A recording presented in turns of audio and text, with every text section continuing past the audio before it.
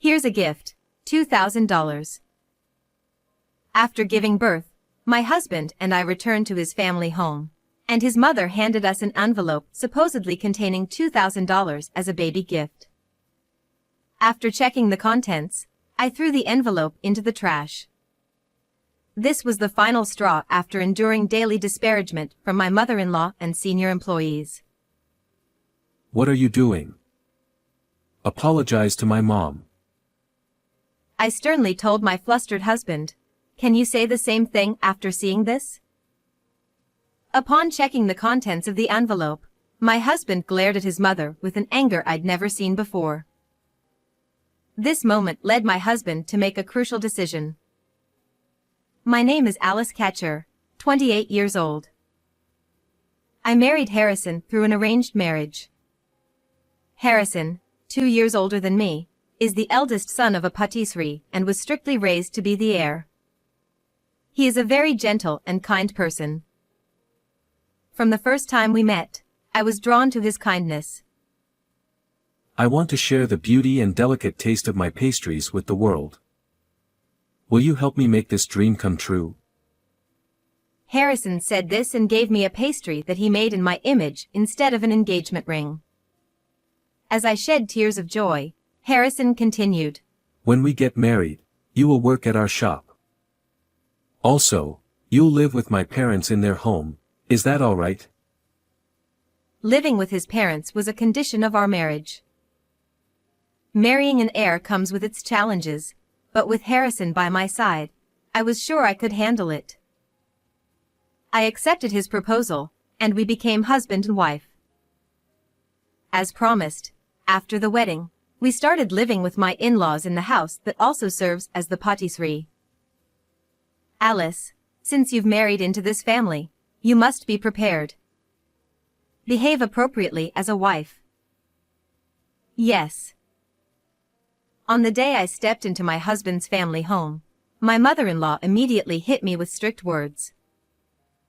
The sweet married life I had dreamt of did not exist in this world. Alice, how many times do I have to tell you? Learn our customs properly. As the daughter-in-law, you need to be more aware of your actions. It's such a burden for your mother-in-law to have to deal with someone as troublesome as you. Every day, I was belittled by my mother-in-law and senior female employees. My father-in-law was quiet and didn't speak much, but whenever he was around, the tension would peak, making me so nervous that I would make mistakes. Seeing this, my father-in-law would openly sigh at me. There was no place for me to relax in this house. But I was determined to work hard to gain everyone's approval and not be an embarrassment to Harrison. This determination was my only support. In the midst of all this, I found out I was pregnant. Take care of yourself and have a healthy heir. Everyone, including my mother-in-law, started to show concern for my well-being. At the 5-month checkup, I learned the baby's gender and announced it to my in-laws and Harrison during dinner. The baby is a girl. For a moment, everyone froze. A girl? Oh, a girl. No one offered any words of congratulations. Harrison kept his head down and continued eating silently, avoiding eye contact with anyone. I felt disheartened by their reactions. Is an heir only acceptable if it's a boy? Confused by the family's expectations, I anxiously ate my dinner. The next day, everyone's attitude changed dramatically. Pregnancy isn't an illness. Stop being so lazy and work properly. As soon as they learned the baby was a girl, the daily belittlement and overworking resumed. Why can't a girl inherit the patisserie? It's so sad that my child isn't welcomed and celebrated. I began to worry about my unborn daughter. I vowed to protect her no matter what. Harrison, you must have noticed. Since I married into this family, I've been belittled every day by your mother and the senior employees. Now that they know the baby is a girl, their treatment is unbearable. One day, unable to bear it any longer, I confided in Harrison. He looked troubled. I'm sorry, Alice. I'm still in training and don't have the right to oppose my family. Please endure it. Once you get better at your work, they'll stop criticizing you. I'm happy with our baby whether it's a boy or a girl. Please take care of yourself. With these words, he quickly headed to the bath. Though Harrison showed some concern for my well-being, I was disappointed by how unreliable he seemed. However, I touched my belly and told myself, I can't let this get me down. I'm going to be a mother. I have to be strong for my child. With renewed determination, I endured the mistreatment and belittlement alone, dreaming of the day my baby would be born healthy. In my in-laws' house, I was mainly responsible for preparing dinner. When buying ingredients, I would pay for them first and then get reimbursed by my mother-in-law after showing her the receipts. This system meant that I couldn't buy what I wanted without her scrutinizing the receipts. However, after becoming pregnant, I often craved sour and sweet things. Should I buy it? But I don't want to hear more snide remarks from my mother-in-law. Despite this internal struggle during shopping, I never had the courage to buy what I wanted. One day, my craving for something sweet became unbearable. I couldn't resist any longer and asked Harrison in the workshop, I'm craving something sweet because of the pregnancy. Could I have some scraps if there are any? Sure, wait a moment. Harrison discreetly wrapped some leftover scraps in plastic wrap and handed them to me. Thank you. Just then, my mother-in-law appeared. What are you doing here, Alice? She looked at the scraps in my hand. How disgraceful. This is a workshop for professionals. You are not allowed in here anymore. She took the scraps and chased me out of the workshop. One day, when I opened the refrigerator to prepare dinner, I found it stuffed with high-end ingredients like expensive beef.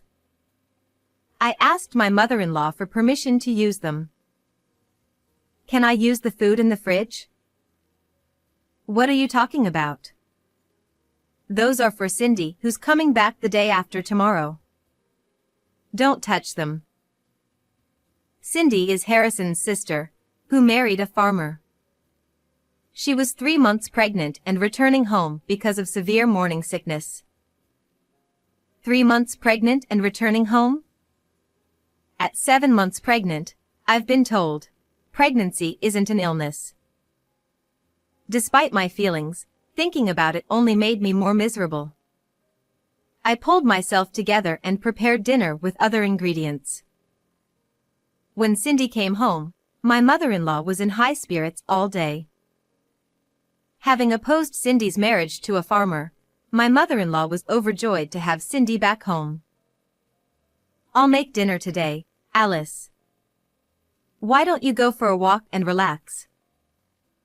Unusually kind, my mother-in-law's offer was rare. Normally, evenings were busy, so I took her up on the offer to enjoy a leisurely walk. Oh, the sky is so high.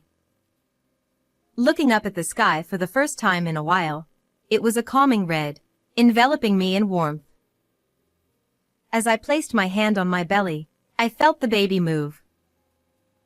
Mommy will work hard for you. Stay healthy and come out soon. I whispered to my unborn child. The smell of steak greeted me when I returned home. As I approached the living room, I heard voices from inside. Cindy, eat plenty for the baby's sake. Peeking inside, I saw my mother-in-law setting a feast before Cindy. My father-in-law and Harrison were also there, quietly eating steak. What about Alice's portion? At Harrison's question, my mother-in-law replied, "Oh, it's fine. I made some stew for her." Without another word, Harrison averted his gaze from me.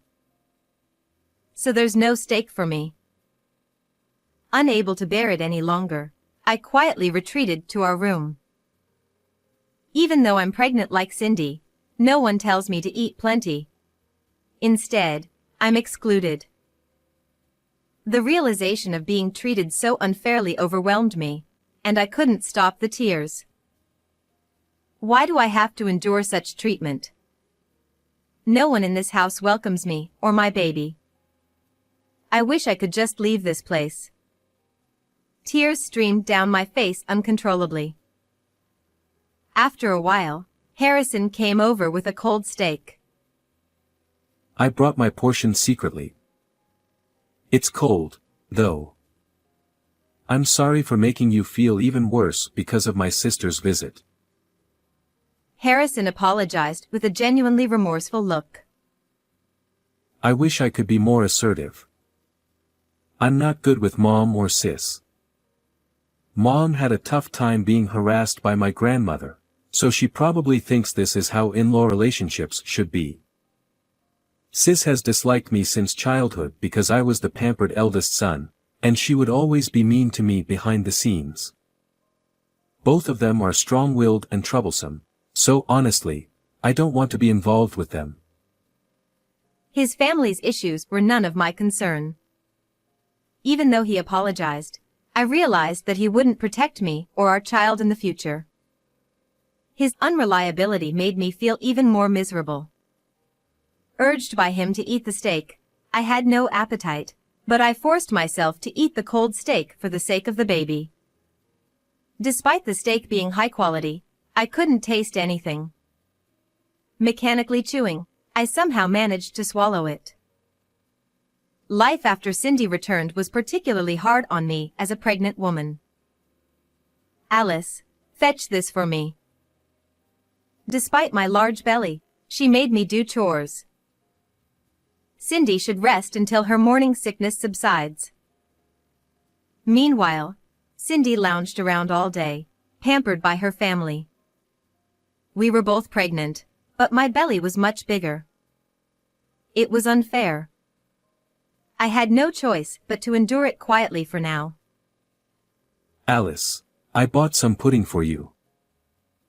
Feeling pity for the harsh treatment I endured, Harrison began secretly buying me things I wanted to eat, which was a small comfort. One day, I saw in Cindy's room a collection of high-end baby and maternity items. I had bought everything cheaply from an outlying store out of consideration for my in-laws. Both our babies are their grandchildren, so why such disparity? Trying not to dwell on it, I still felt deeply saddened. Finally, on December 20th, I gave birth to a baby girl. Harrison was overjoyed and cried tears of happiness. I'll become responsible and protect you and our child. He promised. After being discharged, I returned to the in-laws' house, where surprisingly, his mother greeted us with a smile.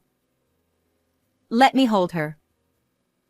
When I handed over the baby, she, having raised 2 children, skillfully soothed her. Even she finds her grandchild adorable. Her behavior reassured me a bit. After a while, she handed the baby back to me and took an envelope from her pocket, giving it to him. "Here's $2,000 as a gift." "What? That much?" I was surprised, but he seemed unfazed. Maybe such amounts were customary for celebrations in this house. He handed me the envelope without checking the contents, so I took it after placing the baby in the crib. I decided to check inside just in case. What's this?" She averted her gaze with a smirk. "That's enough." I threw the envelope into the trash. Hey, what are you doing? Apologize to Mom. He panicked. Can you still say that after seeing this? I picked up the discarded envelope and showed him its contents. His brows furrowed. The envelope didn't contain $2,000, but a bundle of receipts and invoices for luxury baby items and maternity goods that his parents had bought for Cindy. What is this, Mom? Even he raised his voice. It's normal for the eldest son's family to cover our expenses. She shamelessly spouted nonsense. Why should we pay for Cindy's maternity and baby goods? I couldn't stay silent anymore. I resolved to leave this house with my child. At that moment, his low voice echoed. We're leaving this house. What? The room fell silent, and everyone, including me, looked at him. He glared at his mother with a rage I'd never seen before. What do you think we are? I've been dissatisfied with your treatment of Alice, your reaction when our baby was a girl, and your interference with the business. I endured it because I wanted to become capable enough to manage the patisserie. But I've reached my limit. We're leaving. I won't take over the store. Thank you for everything. He bowed deeply to his parents. Shocked into silence, they eventually left the room quietly. Alice, I'm truly sorry. I'll protect you and our child from now on. I decided to leave without consulting you, but will you stay with me? His usual gentle face had returned. Yes. Thank you for protecting us. We'll face everything together as a family. The next day, he immediately started looking for a new place, and within a week, the three of us began a new life.